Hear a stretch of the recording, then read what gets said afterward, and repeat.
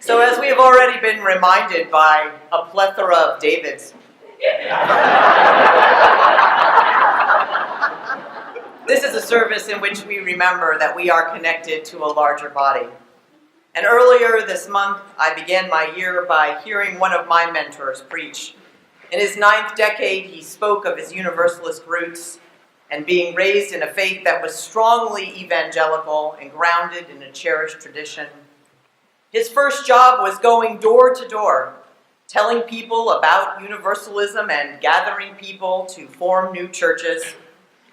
And within the last year, while he was preaching at another congregation near him in the South, though he had started in New England, in that congregation on that day was one of the people whose doors he had knocked on as a 20-something newly minted minister.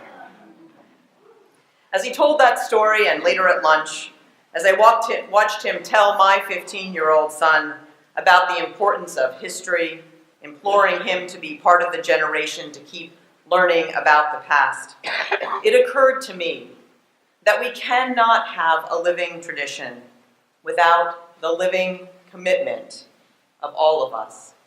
And I was reminded of that again yesterday as we led a service of life and celebration for Bev Scaff. We are here because of the ongoing commitments of so many. In the services of child dedication we perform here twice a year, we say this to parents: for the love of this child, you will be asked at times to sacrifice pleasures, to put aside ambitions, and defer dreams. You will need to rely on your own deepest wisdom and to call on the wisdom of others.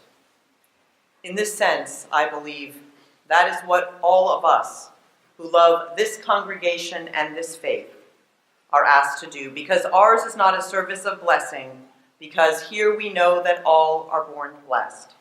Ours is a service of welcoming.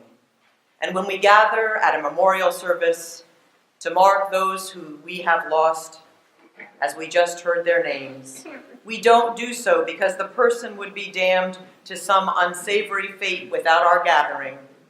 We do it because of our own need to grieve and laugh and our own knowledge of our deepest commitments. And our membership in this free faith does not confer any special status. It doesn't elevate us above anyone else. It doesn't give us a get-out-of-hell-free card, in fact.